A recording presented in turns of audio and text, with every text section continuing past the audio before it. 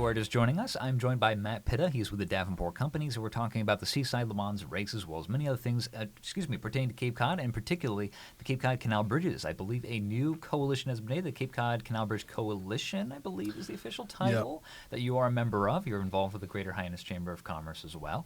So in that capacity, we have Paul Niedzwiecki, who's been an advocate for getting both those bridges replaced, as well as many other community leaders.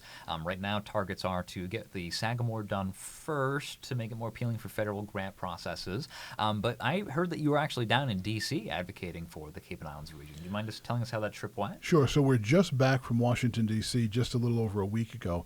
And this coalition was formed with organizations like the Cape Cod Chamber of Commerce, the Cape Cod 5, Cape Cod Healthcare, the Davenport Companies, and other organizations who have come together and realized that literally one of the most important, if not the most important issue facing the Cape right now is the reconstruction of those two bridges, period. Kind of end of story, if you will, but we can talk about that as to why. So this coalition came together with the sole purpose of just being a conduit for information to make sure that our lawmakers understood the importance of getting that funding secured, as you said, Grady, first for the Sagamore Bridge. The plan will be get the money secured for the Sagamore, get that bridge construction underway, simultaneously then start to seek money for the Bourne Bridge project, which will hopefully take place, not soon thereafter, or maybe at some point at the same time that the Sagamore Bridge is taking place. So a coalition of us went down to Washington, D.C. We had great meetings with our top lawmakers. We met in person with Senator Warren and Senator Markey. We met with Congressman Lynch, and we met with Congressman Neal from western part of the state. We had in-depth sit-down meetings with them to talk about, if you will, the importance of making sure they do everything they can to get that money secured for the Sagamore. They were very receptive, and we met with Congressman Keating as well. And they were very receptive. They understand the importance, and they're working very hard because we need them to secure the financing through the federal government to get these bridges built. I'll give you just a little quick background because people say, well, how is this all going to come together? And it's a little bit of a kind of complicated puzzle, if you will. The two bridges, the Sagamore Bridge and the Bourne Bridge, are owned, operated, and maintained by the U.S. Army Corps of Engineers. However, the approaches on both sides are owned and operated and maintained by the Mass Department of Transportation. So you have to have a project here where the Army Corps of Engineers, the feds, are going to be responsible for building the new bridges in concert with the state of Massachusetts, which will be building the approaches to the bridges. The plan is that after each bridge is completed, the Commonwealth of Massachusetts will actually take over the control and operation of the new Sagamore and the new Bourne bridges. Why is this important? Time is really of the essence. Many, many years ago, the Army Corps announced in a study that they had done that if we did not build new bridges for both the Bourne and the Sagamore, they would go forward with what they call a major overhaul. And let me be really clear on what a major overhaul of each bridge would entail. And this is so important for people to understand. A major overhaul would actually require closing each bridge for an extended amount of time. We're not talking about lane closures like we've been facing, Grady. We're talking about closing one of the bridges for 6 months or more. Imagine what would happen if the Sagamore Bridge was closed completely for 6 months. It would create what a lot of us call economic Armageddon on Cape Cod. You would have literally one bridge and one bridge only to get over with passenger traffic. That's why the decision was made to move forward with bridge reconstruction, and that's why it's so critical that we get the money secured from the federal government to get the Sagamore project moving, then simultaneously get a money funnel for the Bourne Bridge. Yeah. So as well, one of the benefits as well for clarity is that the idea is that they'd be building these new bridges side by side with the old bridges, so there wouldn't actually be any major closures during that time, except maybe for like the one day changing over the traffic. Right. So in theory, if we're going to do the replacement, it'd be uninterrupted service for on Cape and off Cape. In theory, right? So you would have the plan at this point is that if you visualize the Sagamore Bridge, right, the new bridge will be built to the inside, on the inside of the canal. The Bourne Bridge, same thing. The new bridges will be built on the inside, all right? So while they're being built, the two bridges would stay open. Now, one thing that people do have to be aware of is that there will be still ongoing maintenance of those old bridges in the meantime. So while they're building the bridges, you're probably still going to have some occasional lane closures, which only amplifies why you need to make sure that those bridges are built, the new bridges. One thing we've really been trying to push, especially when it comes to the community, is that building these new bridges is not about increasing capacity on Cape Cod. It's not about saying we're going to bring 100,000 more people to the Cape. This is about the ability to simply maintain the economic integrity of who we are now. Without that, we will face complete bridge closures and an inability for many people to get on and off Cape, goods and services, medical appointments, emergency appointments. It would drastically alter the face of Cape Cod. Paul Niedzwiecki, the CEO of the Cape Cod Chamber of Commerce, who's been an amazing leader on this, has said so aptly that it would set the Cape Cod economy back a generation, or it would take an entire generation to somehow recover if you're faced with a bridge closure. And we thought there was threats to mom and pop shops now after COVID-19. Certainly would be a double whammy. It seems like the worst kind of timing, unfortunately, world pandemic right onto a bridge issues like of that scale. It would be devastating. And that's why when we were in Washington, we really stressed, and our delegation understood, that the only option is new bridge construction. Bridge rehabilitation and complete bridge closures cannot even be on the table. Yeah, so as well, this is construction that would take multiple years, so it would be something it has to be carried out during multiple summer seasons especially, so if it does seem like it'd be an issue no matter what, but it is important to keep that thing rolling. So you mentioned that you talked with a few senators and representatives that are from further afield than just the Cape and Islands region, but it also impacts their economy as well. The Cape and Islands region seems to be something that really keeps a lot of the economy afloat for the entirety of Massachusetts, not just for this one little island that we like to think of as rather insular, but it has kind of national appeal, worldwide appeal even. It does, and one thing that we pressed, and the other members of the delegation know, your off-Cape senators, your off-Cape representatives, representatives like Representative Neal in Springfield, Representative Lynch up in the Boston area, they understand that Cape Cod drives a massive amount of tax revenue from our tourism industry. A significantly larger amount of tax money goes off Cape than actually comes back on Cape. So we are a driver of the entire state's economy, number one. Number two, it is an international destination. People come to Cape Cod from around the world. Cape Cod is a brand, and that is what sustains our economy. Every level of our economy is impacted by tourism. Many, many years ago, I was speaking with a local business leader, and the estimate is that when you look at the entire economic pie of Cape Cod, 70% of all economic activity on Cape Cod derives from the tourism retail service sector. If that sector goes belly up, what happens to the Cape? So envision this if you would. So what does this really mean? We rely on the tourism. We rely on people coming down here, right? Let's say you're a family, you live up in Metro West, parents, couple of kids, you come down to the Cape every year. You know that it's going to take you 2-3 hours to get over the bridge, but that's part of the whole, allure. You get in the car, you come down here, you wait in traffic, you come over the bridge. What happens if all of a sudden they realize, well, geez, only one bridge is open. It's going to take 8 hours to get over the bridge. They're not going to come here, Grady. They're going to go to Hampton Beach, Newport, the North Shore. They're going to get on a plane and go to Disney. They will not come to Cape Cod. We cannot have that happen. It would be the destruction of our economy. Mm-hmm. Yeah, unfortunately, it's a very dramatic event that's been going on. So actually, you've been in news for a long time. You've seen what can happen if there's some major construction issues on those bridges or heavy backups and stuff like that. Do you have any anecdotes, essentially, of what's the worst you've seen? And yeah. I mean, probably won't even hold a candle to what we're talking about now. So the worst we've seen would be a day at the park compared to what we'd be facing.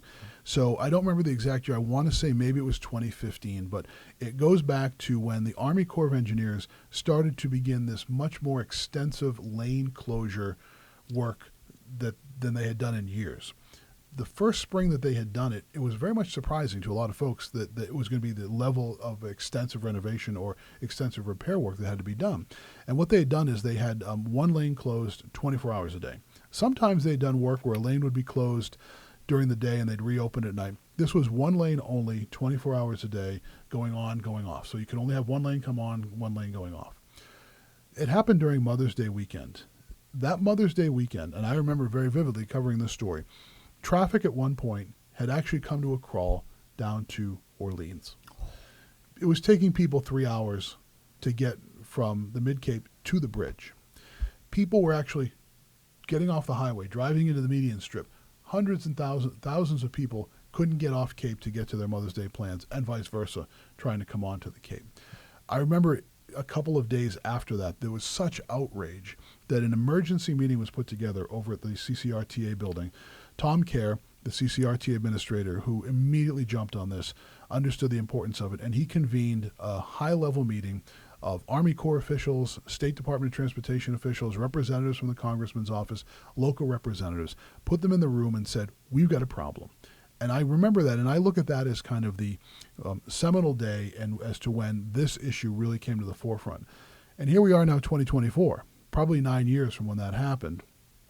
We're finally making progress, but that one weekend when the traffic was at a stall past the Mid-Cape into the Lower Cape, that was the most significant event.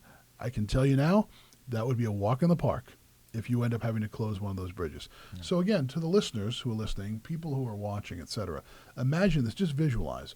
Let's say the Sagamore Bridge is closed for 6 months, and you need to get to Boston, and you live in Orleans. Here's how you're going to have to get there. You're going to have to wait in traffic on Route 6. You'll get detoured off Route 6 at some point. Make your way through Bourne and Sandwich, maybe down 130, onto 6A, down Sandwich Road, 2 lanes down Sandwich Road, somehow get over the Bourne Bridge, come back down the scenic highway, or go up 25 to 24, and somehow make your way to Boston. It would be disastrous. Yeah, especially with some of the older residents here. A lot of the off-Cape transit is actually for like medical things as Correct. well. A lot of it. Yeah. So you have to be leaving at like 4 o'clock in the morning for some things, depending. If you're lucky, yeah.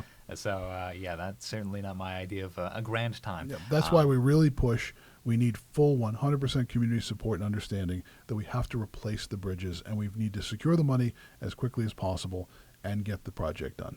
All right. It's great to actually, we just had Tom Kerr back on the program a couple of weeks ago, and so it's interesting to see the kind of this all coming to a head. It's been working on for so many years.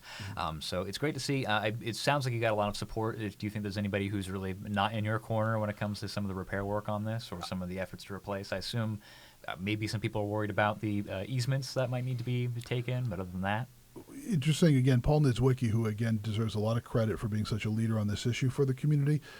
When we were in Washington, D.C., Paul spoke extensively about how in all of his years, and he's been involved in many high-level positions on Cape Cod over the decades, he's never seen a project come together that has almost universal support now through all different sectors, business, environment, healthcare, et cetera. And he said that's really important because for the first time ever, we've seen this complete cohesion of groups coming together. So we hope that that is the way we're going to go forward. All right. So we also recently in Bourne, they had that open house about some of the ways the design might go. It'd be a very familiar looking bridge. It's a lot gateway lattices kind of style. And that is kind of just a general update on like the planning process. That's separate from the advocacy for the money. But I guess in the meantime, like what's the next event or next steps for you? Just do you think are you going to try and keep the pressure on with the coalition in terms of that? Is there going to be some public meetings or any kind of places that people can go to learn more or sign up to any kind of efforts you guys got going on? What's the timeline for you so far?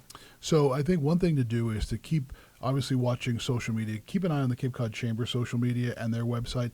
Within their website, they've got a page that is addressing the bridge construction project. So what you'll see is continued advocacy from the Cape and Islands Bridge Coalition to keep trying to push to make sure we get that money. The next big step we hope that we see is actually the awarding of that money for the Sagamore Bridge, because the other additional money is already in place. The state has committed up to $700 million.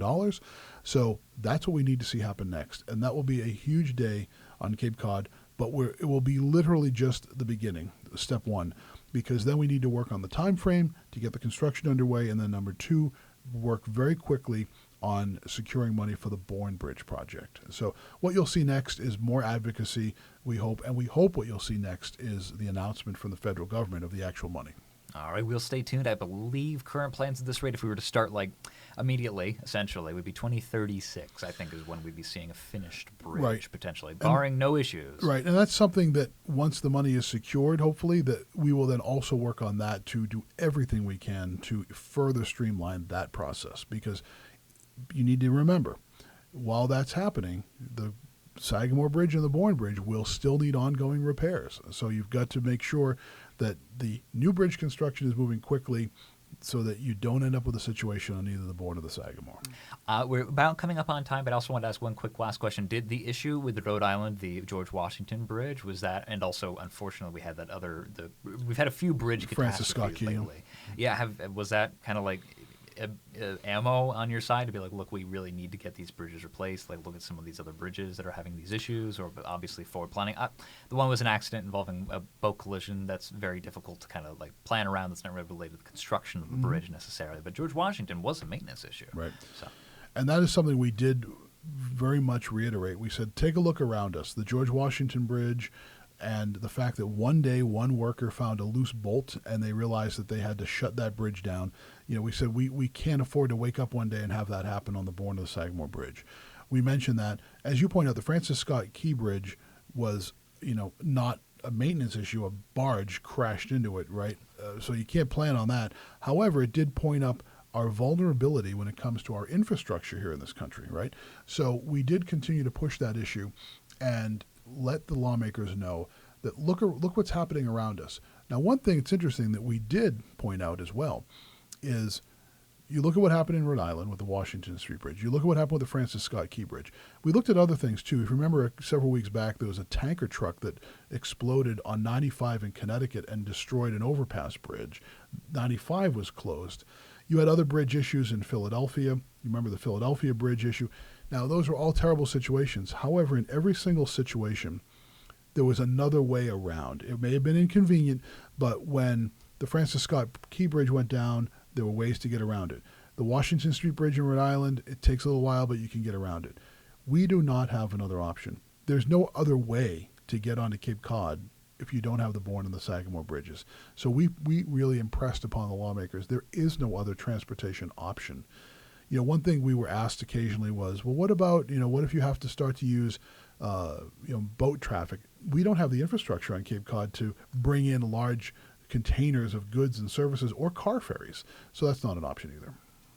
Yeah, I think calling up the Steamship Authority to try and receive a cargo ship about several football field in lengths Right. might be a bit tough, especially as they're trying to rebuild their Woods Hole terminal already. It might be Right. a bit tight squeeze. All right, well, thank you so much, Matt Penn. I'm afraid that's about all the time that Thank we you, have, Grady. but I appreciate you for joining me in the studio for this conversation. Our pleasure. Thanks for having me. Appreciate it. I'm Grady Collane, and thank you for listening to Sunday Journal.